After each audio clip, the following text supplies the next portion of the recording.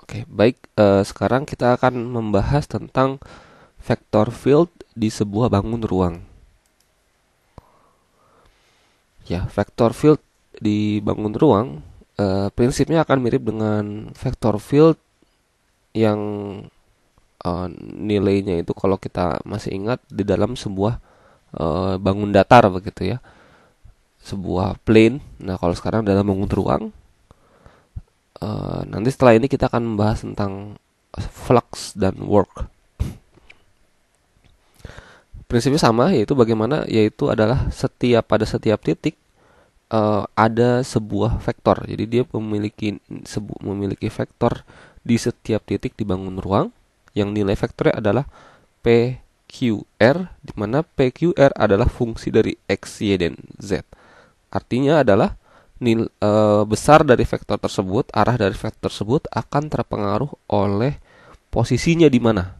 Ya, di posisinya di X-nya berapa, Y-nya berapa, Z-nya berapa, akan mempengaruhi P-nya seperti apa, Q-nya seperti apa, R-nya seperti apa, sehingga akan membuat arah dan besaran vektornya juga terpengaruh. Ya, oke. Uh, nah, sebagai contoh supaya lebih terbayang adalah oh, vector field untuk force field atau ya untuk gaya ya. Sebagai contoh adalah gravitational attraction atau gaya tarik gravitasi dari sebuah benda M. Anggaplah ini sebuah planet begitu M, yang bagaimana planet tersebut titiknya ada di 0,0,0 dengan masanya adalah M, uh, on a mass M at X, Y, Z. Oke. Jadi ini posisinya ada di sebuah diagram Cartesius X, Y, Z, dan F-nya itu bahwa gravitasi itu ya semuanya akan mengarah kepada titik si planet tersebut kan ya. Sebagaimana planet bumi, kita akan tertarik ke pusat dari bumi ini di titik 0,0,0. Sebesar apa? Sebesar C per rho kuadrat, anggaplah seperti ini. Nah, maka kalau kalau kita uh, vektor fieldnya adalah min C per rho pangkat 3 dikalikan dengan posisinya adalah X, Y, Z. Nah, bagaimana ilustrasinya? Oke, nah ini ilustrasinya. Sebentar. Oke. Nah, kalau kita lihat ini ada di sini adalah di tengah-tengah sini ada titik 0,0,0 di dalam sini ya. Nah, dan semua panahnya itu mengarah ke 0,0,0.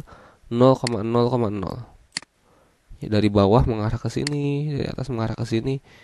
Nah, jadi setiap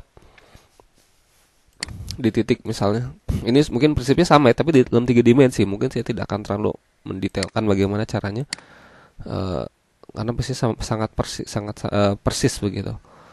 Oke, ke arah sini. Oke. Dan kita bisa terus menggambarkannya semakin jauh semakin di titik manapun akan ada besar gaya gravitasinya tersebut. Nilainya bagaimana? Kalau misalnya kita buat persamaan, vector fieldnya menjadi kurang lebih seperti ini.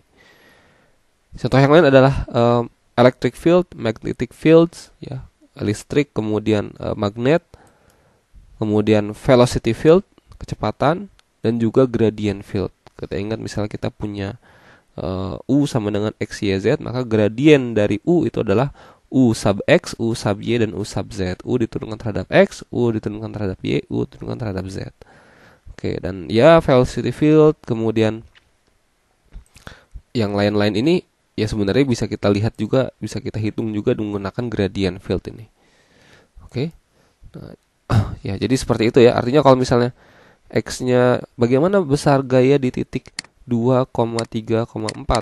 Oh iya, berarti sama dengan vektornya itu sama dengan min 2C per rho pangkat 3, kemudian min 3C per rho pangkat 3, dan min 4C per rho pangkat 3. Seperti itu. Bagaimana kalau ininya 1 1 1 ya, berarti kan jadi min C per rho pangkat 3, min C per rho pangkat 3, min C per rho pangkat 3. Oke, jadi kita memiliki setiap titik memiliki vektor yang berbeda. Ya, tergantung posisinya, tapi nanti nilai arah panahnya ya sebagaimana vektor pada umumnya ya, kalau kita ingat seperti itu ya. Vektor itu ada arahnya gitu, menuju titik mana, dari titik mana, dan besaran panjangnya berapa.